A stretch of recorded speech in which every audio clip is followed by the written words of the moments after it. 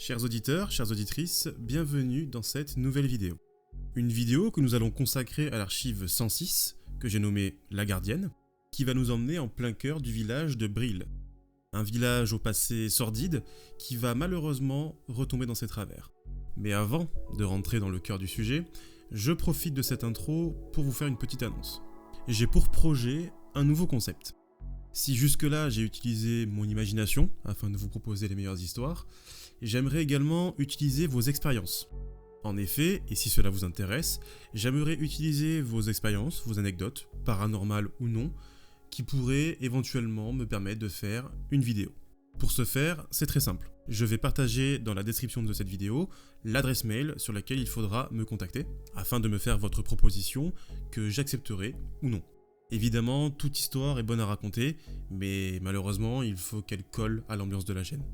D'avance, merci beaucoup pour votre contribution, et je vous invite également à me laisser un like et un commentaire pour me faire savoir si ce concept vous plaît, et si le concept d'anecdote personnelle vous plaît également.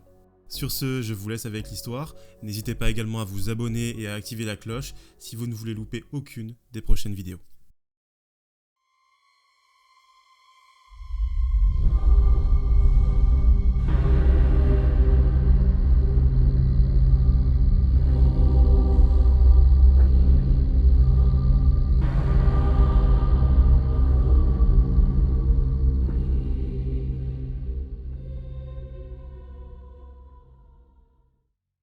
La nuit tombe sur le petit village de Bryl, quand le maire, Hubert Galton, quitte son bureau pour y regagner son domicile.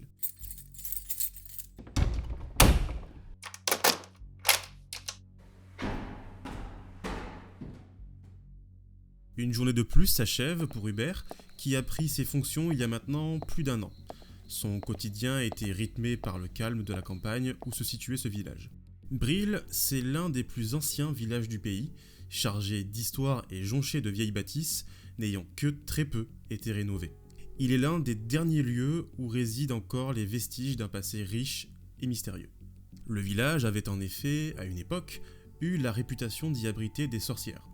On raconte que certains lieux sont encore imprégnés d'une force inexplicablement malsaine et dérangeante. De nombreuses affaires, parfois très sombres, étaient venues perturber la tranquillité de Bryl et de ses habitants pendant plusieurs années, lors du siècle dernier. De nos jours, cette période, pour le moins sordide, était bien loin.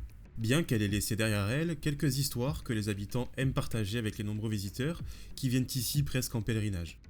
Hubert, notre maire donc, rentre chez lui. Il habite dans une jolie maison, à quelques minutes de la mairie. Il y vit seul et ne reçoit que très peu de visites. Il faut dire que Bryl n'est pas un village très attrayant. En dehors de son passé trouble, c'est un village quelconque, qui n'attire que les passionnés d'histoire et de paranormal. Et pourtant, cette nuit-là allait marquer le début d'une histoire qui va replonger Bryl dans l'obscurité. Aux alentours de 2h du matin, Hubert est réveillé par quelqu'un frappant à sa porte. Surpris, il enfile son peignoir, vérifie par la fenêtre, et y voit Hector, un employé de la mairie.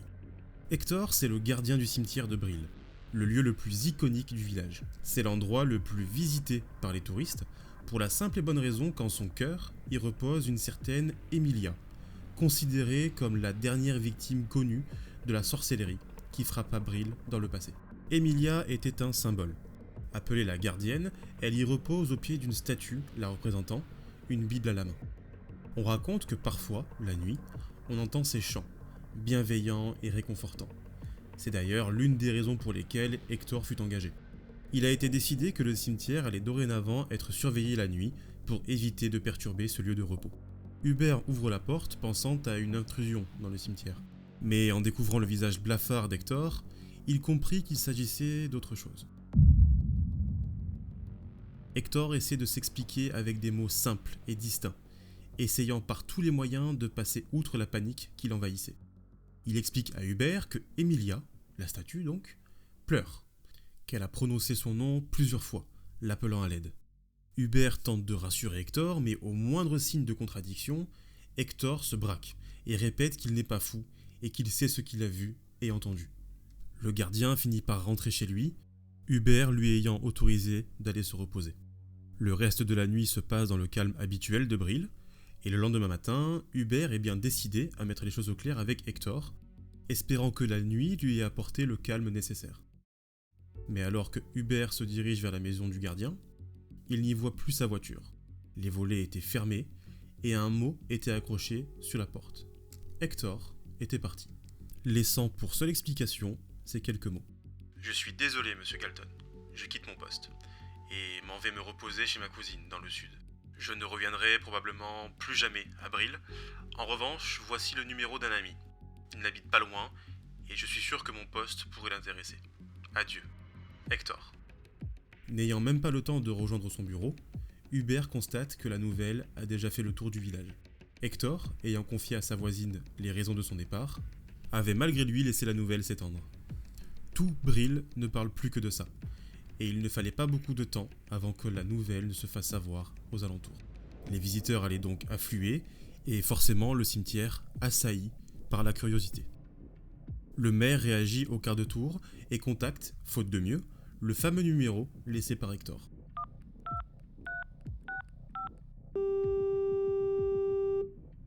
Un homme, à la voix grave et froide, répond, et après quelques minutes de conversation, un accord fut trouvé. Gary, c'est le nom de notre nouveau gardien. Il arrive à Bril quelques heures après avoir raccroché avec Hubert, et se rend à la mairie afin d'en savoir plus sur sa mission. Hubert décide de jouer carte sur table avec Gary. Après tout, la nouvelle s'est déjà répandue, à quoi bon cacher tout ça à son nouveau gardien? D'autant plus qu'aucune preuve ne confirme les dires d'Hector. Gary prend note des informations et accepte la mission. Il s'installe dans l'ancienne maison d'Hector, un logement de toute façon réservé aux employés de mairie. Il découvre son nouveau logement, encore imprégné par quelques affaires appartenant à son prédécesseur. Mais un objet en particulier attire l'attention de Gary. Une lettre laissée là, en plein milieu de la table du salon, avec indiqué « à l'attention du nouveau gardien ».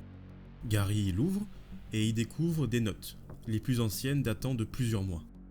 Ces notes, c'est le quotidien d'Hector au sein du cimetière. Il y raconte que plusieurs fois, il a entendu les chants, les fameux chants d'Emilia. Bien qu'au début il exprime une forme d'inquiétude et remet en cause sa propre santé mentale, les notes laissent place petit à petit à une forme d'acceptation de la chose. Hector finit même par exprimer qu'il aime entendre ce chant, qu'il ne peut pas s'empêcher de l'écouter et même de s'asseoir devant la statue d'Emilia, ne pouvant plus décrocher son regard d'elle. Une note en particulier retient l'attention de Gary. Hector décrit une situation où un homme est venu toucher la statue d'Emilia. Il exprime un sentiment de rage en lui, de la jalousie même. Et il décrit qu'il n'en fallait pas beaucoup plus pour que la situation se dégrade et qu'il en vienne aux mains. Hector était-il amoureux d'Emilia? D'une statue? Impensable, pensa Gary. Il range les notes dans un tiroir avant d'aller se reposer pour sa première nuit de garde. Il était convenu qu'à la fin de chaque nuit, un compte-rendu soit fait au maire. Et les premières nuits sont pauvres en contenu. Mis à part quelques visiteurs à faire fuir, rien ne vient marquer le quotidien de Gary pendant ces nuits de garde. Les semaines s'écoulent et nous amènent à une froide nuit d'hiver. Gary entame sa ronde. Et cette fois-ci, un bruit, lointain, l'interpelle. Au début quasiment inaudible, le bruit se transforme en gémissement, puis en fredonnement.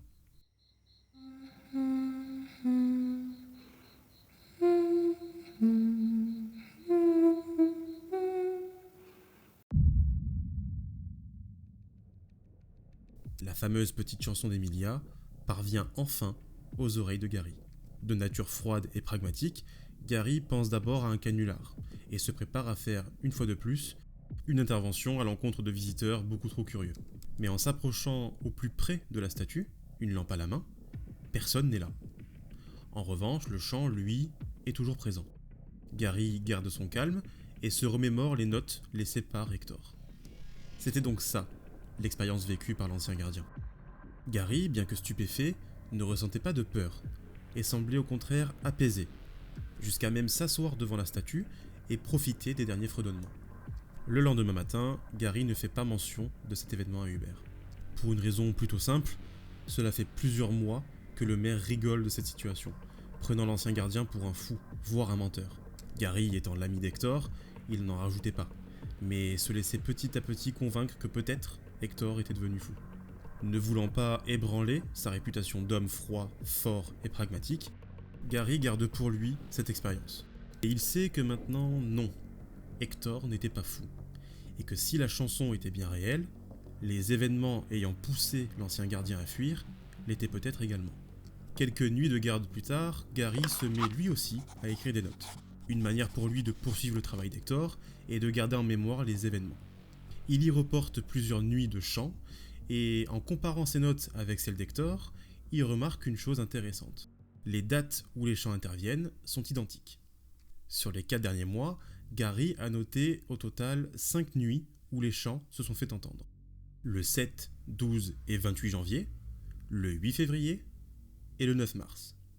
Hector avait exactement remarqué les mêmes chants aux mêmes dates l'année dernière.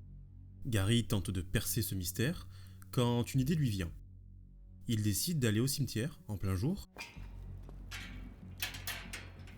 pour aller voir les tombes qui étaient proches de la statue. C'est ici que sont enterrées les personnes ayant partagé l'époque à laquelle vivait Emilia. Gary note toutes les dates de décès indiquées sur les tombes. Elles sont toutes intervenues avant la mort d'Emilia, ce qui laisse à penser qu'elle les a côtoyées. Gary rentre immédiatement chez lui afin de comparer les dates et les notes d'Hector. Et il avait vu juste. Les dates correspondent. Gary en conclut que la statue chante à chaque date précise pour rendre hommage à l'une des personnes décédées à son époque. Mais alors que la conclusion lui semble limpide, une question le traverse. La date à laquelle Hector a vécu les événements qui l'ont fait fuir n'apparaît nulle part. Aucune tombe dans le cimetière ne recense un décès à cette date-là. Gary décide donc d'entamer des recherches et finit par trouver un événement marquant. Un événement intervenu, selon les dires, le 10-11-1860. La mort de Helga Tyrna, la dernière sorcière connue de Brill. Et la nuit du 10 novembre, c'est la nuit précise où la vie d'Hector a basculé. Gary ne peut s'empêcher d'y trouver là un lien. Mais il n'y a qu'un moyen de le savoir, attendre patiemment cette date et vérifier par lui-même. L'année s'écoule et c'est confirmé. À chaque date de décès, les chants se font entendre. Gary en est devenu quasiment fan. Et les notes d'Hector mentionnant de la jalousie, voire de l'amour, sont de plus en plus compréhensibles à ses yeux. Et au fur et à mesure, il se rend compte qu'il ressent de la fascination pour Emilia. Une chose est sûre, il la protégera jusqu'au bout.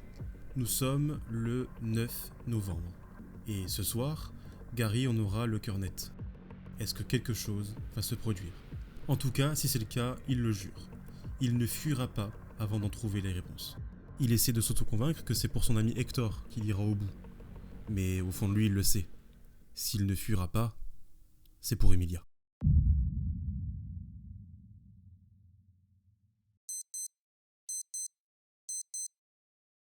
Minuit sonne enfin sur la montre de Gary.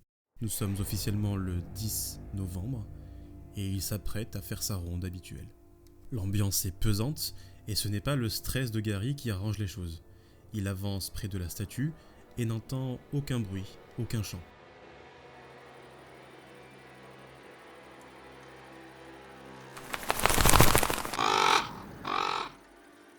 Un simple corbeau vient de s'envoler, mais cela suffit à faire bondir Gary, qui continue sa marche, déterminé. Après quelques secondes, le silence est rompu à nouveau. Le bruit vient cette fois-ci de la statue. Des pleurs se font entendre.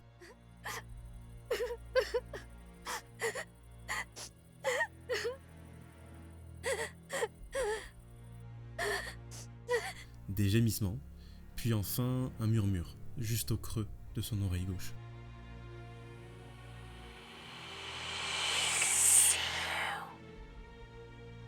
Gary, s'étant promis de ne pas céder à la panique, continue sa marche vers la statue, le souffle gêné par le froid de plus en plus intense.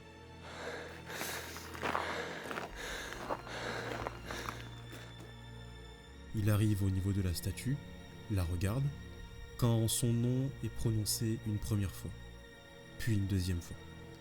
Gary ne répond pas, mais la troisième fois fut la plus menaçante, la plus forte aussi. ce qui força Gary à y répondre d'une voix timide. « Aide-moi, Gary », entend-il, dirigeant son regard vers la statue. Il plonge ses yeux dans le regard d'Emilia et y aperçoit des larmes couler lentement sur ses joues. Les larmes ruissellent jusqu'à tomber sur la Bible tenue par la statue.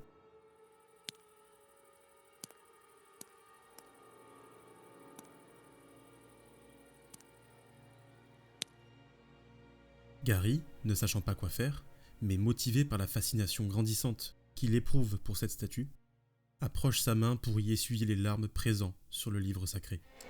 Mais lorsqu'il regarde de plus près, il se rend compte que ce ne sont pas de simples larmes, mais du sang que Gary était en train d'étaler, malgré lui, sur la statue.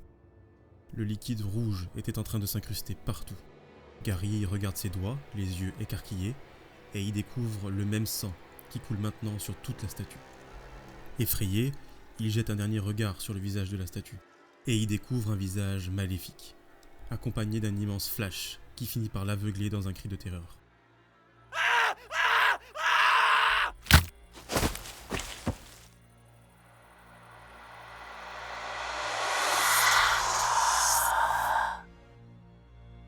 Le lendemain matin, n'ayant plus de nouvelles de son gardien, Hubert se rend chez Gary et, en l'absence de réponse, finit par aller au cimetière. Il y découvre le corps sans vie du gardien, allongé devant la statue qui avait perdu sa Bible et était maculée de sang. Depuis cette affaire, le village de Brill est empreint de nombreux malheurs, semblant rappeler son terrible passé. Jusqu'à aujourd'hui, et malgré de nombreuses tentatives, aucune solution n'a été trouvée et rien ne semble apaiser Brill et ses habitants.